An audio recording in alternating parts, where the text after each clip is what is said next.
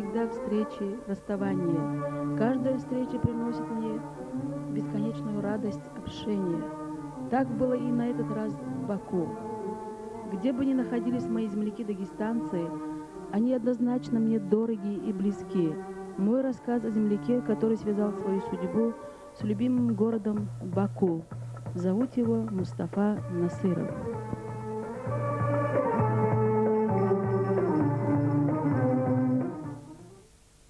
Уважаемый генерал, как вам живется в Баку? Что для вас означает Баку? Ну, в Баку я в основном провел почти более чем четверть века. Мое становление как командира пограничника, начальника пограничного отряда, пограничного комиссара СССР, пограничного уполномоченного по строительству совместно с Ираном Араксинского гидроузла, получение звания генерал-майора, прошло все это в Баку.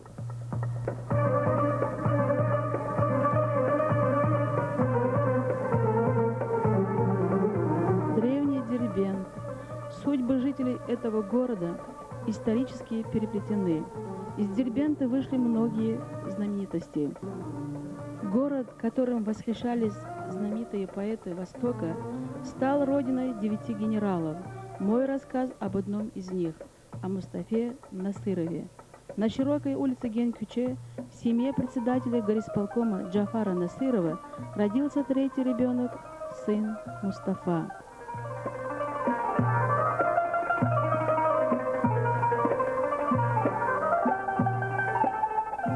Нелегкое досталось детство Мустафе. Когда умер отец, младшей сестре было всего 9 месяцев. Все заботы легли на плечи молодой матери. Словно величавые стены Нарынкалы вселили в мальчика крепкий дух, желание оберегать, помогать близким. В 7 лет он начал зарабатывать деньги. Утром и вечером продавал воду из знаменитого родника Шейх-Салах для приготовления чая на шумном базаре. Когда парень подрос, поступил в Дербентское педагогическое училище, чтобы быть близко к семье, к матери. Свою учительскую деятельность молодой педагог начал в школе села Сабнова. Немного поучительствовав в 1942 году, он добровольцем уходит в армию. Именно на подступах к столице служил Мустафа Насыров, когда наши войска перешли в контрнаступление под Москвой. А где-то на этой же войне воевал другой брат Мустафы, Насыров Джамал, который пал смертью храбрых в 1945 году. Победу Мустафа встретил на Памире.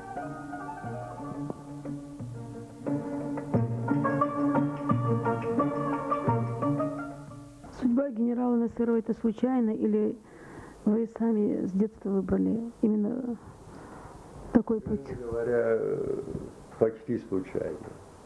Я был учителем до призыва в армии, за учебной частью школы, и любил страшно быть учителем. И вот в 1945 году, когда вышел указ Президиума Верховного Совета СССР о первоочередном порядке увольнения учителей, но несмотря на это, тогда в пограничных войсках, я служил тогда по мире, офицеров с военным образованием, кадровых офицеров уже не было.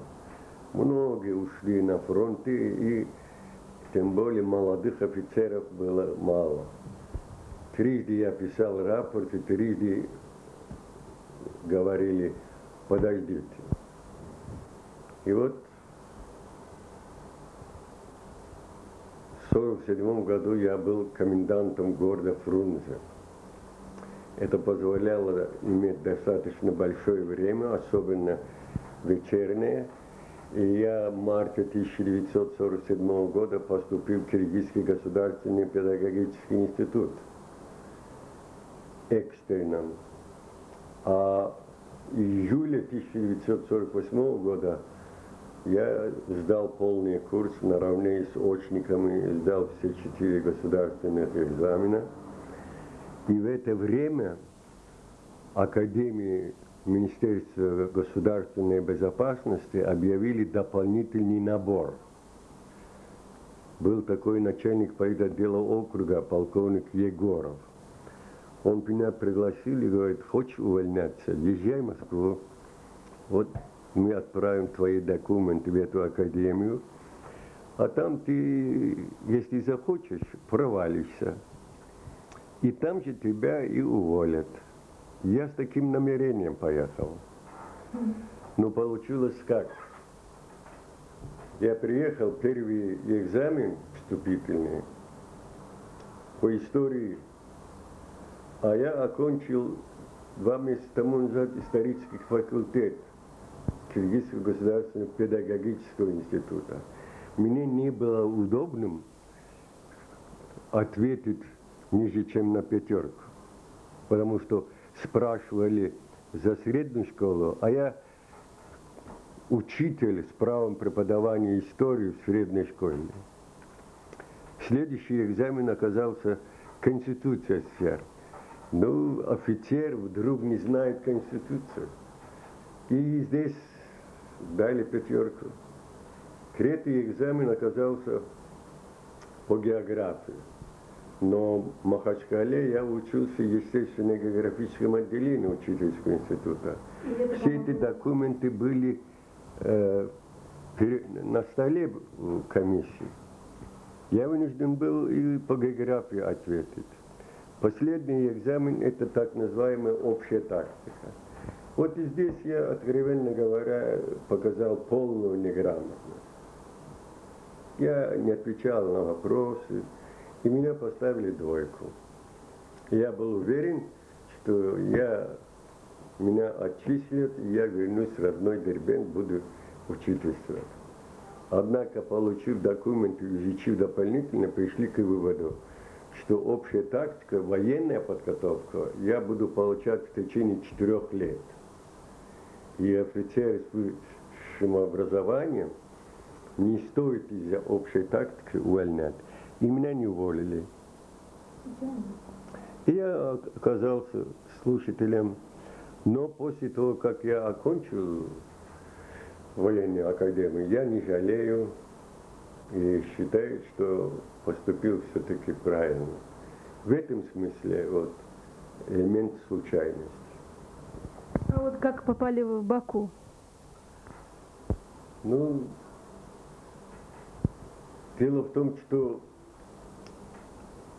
в то время при окончании военных академий, точно так же, как высших учебных заведений, на 2 вопроса отличники имели право безукоризненно.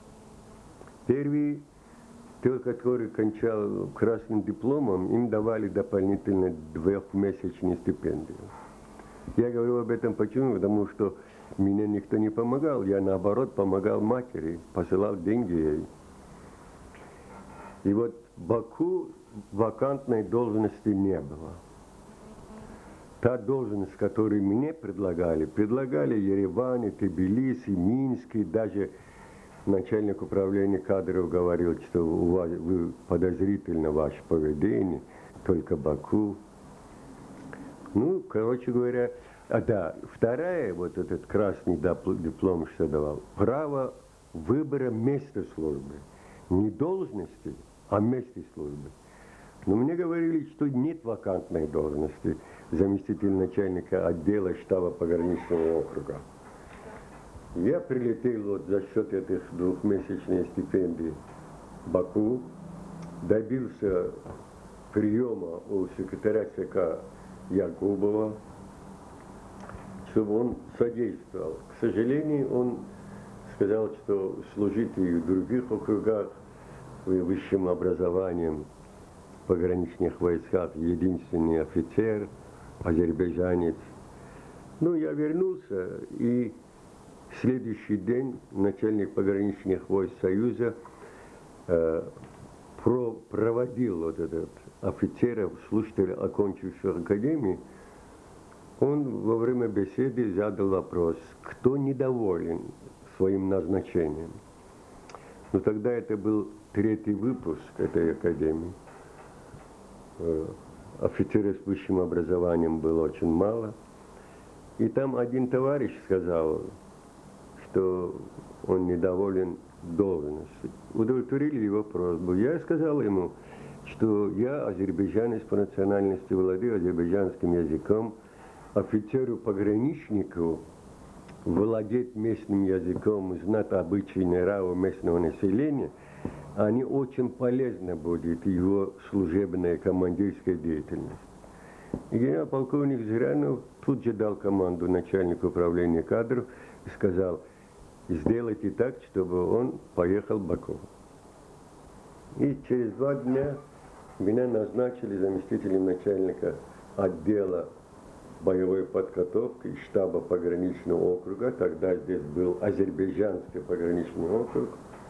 Я приехал на место полковника Козычева. Этого полковника Козычева направили в Читу с повышением на должность начальника отдела боевой подготовки, а меня на его месте. Ваше первое ощущение, когда вы приехали на работу? Ну, должен вам сказать, в те годы азербайджане к военным относились с большим уважением, с какой-то чувством считали, что эти люди много страдают вроде. Женщины готовы были вот кормить и что угодно делать. Но офицеры на службе были очень мало. Очень мало учились. И поэтому, когда я приехал, во-первых, в азербайджанском пограничном округе я был 3-й офицер на весь округ, имеющий высшее военное образование. Я взялся за дело и, должен сказать, много сделал. В смысле, как сейчас говорят, реформирование.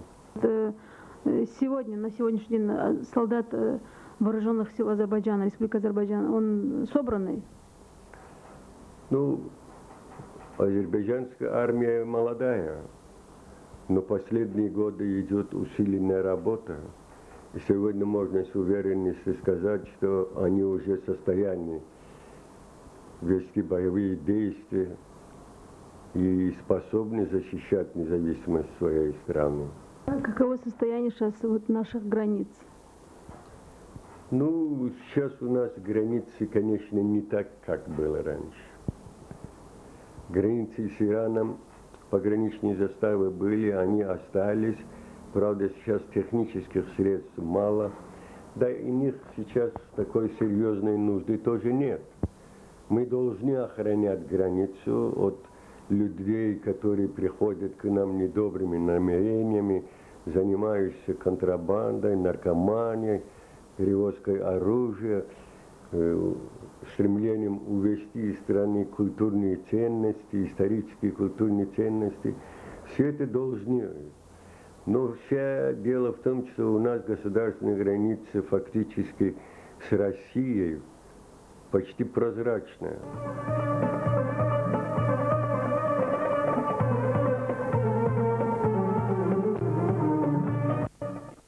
Именно граница, служба в погранвойсках, где даже перелет птицы через рубеж принимается всерьез, подготовили Мустафу Насырова как военного человека. 6 лет служил он в пограничной части, оберегая рубежи бывшего Союза и Азербайджана. Именно на эти годы приходятся награды, полученные от правительства Мустафой Насыровым. Жизнь военного человека непостоянная, и вот его переводят заместителем начальника оперативного воинского отдела города Баку.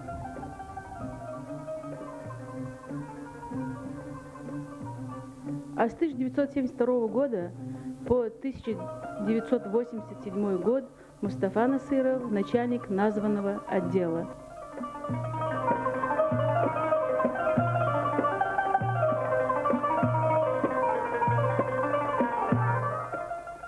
Дослужившись 45 лет до чина генерал-майора, в 1987 году Насыров уходит в отставку. но беспокойный генерал на общественных началах возглавляет в течение 6 лет Республиканский комитет ветеранов войны и труда.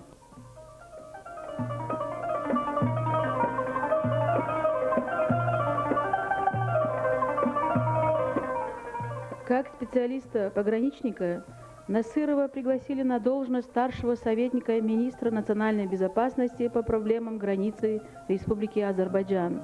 За героическую и старательную многолетнюю службу генерал Насыров по достоинству был отмечен государственными наградами ЦК Компартии Азербайджана, Совета министров и Верховного Совета. Еще в 1975 году сам президент Азербайджана Гейдар Алиев наградил славного пограничника правительственной наградой. Политическая подкованность Мустафы Насырова стала предпосылкой его активной общественной деятельности. Он становится депутатом 2 созывов Верховного Совета Нахичеванской автономной республики и 4 созывов Верховного Совета Азербайджана. Пограничная жизнь легендарного генерала отражена в литературе Азербайджана и России. Так, по сценарию прозаика Ахмед Ага Муганлы был снят художественный фильм «Два берега», где прообразом Мустафы Насырова является Муса Насибов, которого блестяще сыграл народный артист Азербайджана Тариел Касумов. А автор документального романа Александр Авдиенко в книге «Граница» целые главы посвятил генералу Насырову. В изобразительном искусстве судьбу генерала отразил знаменитый художник Романов. Не всякому генералу удалось достичь при жизни таких высот. Его статность, дисциплинированность и краткость, присущие военным людям, делали его заслуги еще весомее. Мустафа Насыров, кроме сугубо военных дел, увлекается и художественным творчеством. Он написал книгу 20 лет спустя, посвященную юбилею погранвойск Азербайджана, который будет скоро отмечаться. Генерал Насыров и на заслуженном отдыхе находит работу. Как сознается генерал, то время, которое он не смог посвятить семье, детям, он сполна хочет отдать внукам. Само рождение Мустафы Насырова, может быть, определило его дальнейшую судьбу. Он родился на границе 2 величавых стен непокорной Нарын-Калы. Он служил на границе с Афганистаном. Учитель по профессии, выбравший эту работу по зову сердца, оказался в военной академии. И 45 лет своей жизни генерал отдал охране государственной границы. Именно здесь, в Азербайджане, Мустафа Насыров находит спутницу жизни, обаятельную Хавер, которая одна занималась воспитанием сына и дочери. Когда Мустафа Насыров отсутствовал дома, все житейские заботы брала на себя Хавер. Она, как благосклонность судьбы, была уготована ему. Хавер, кандидат геолога минералогических наук, преподает в одном из высших учебных заведений Баку. В этой семье всегда царит взаимопонимание, любовь от того, что ее муж – пограничник.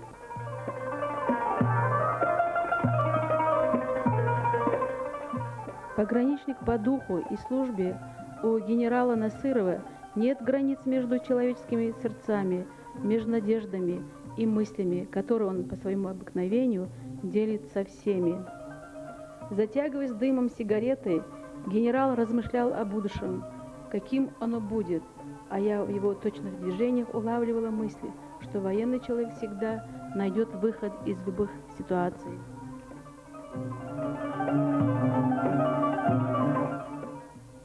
Эта пара, прогуливаясь по набережной родного Баку, мечтает, чтобы их дети, внуки и весь азербайджанский народ жили в мире и спокойствии. И это цветение розовой акации за их спиной в любимом парке напоминает о процветании этого государства, где живут такие прославленные люди, как генерал Мустафа Джафарович Насыров. Мы долго говорили о Дербенте. Его любовь и уважение к родному городу заполнили мою душу, которую я непременно перенесла через прозрачную границу и донесла до того гнезда у стен Нарын-Калы, где он родился.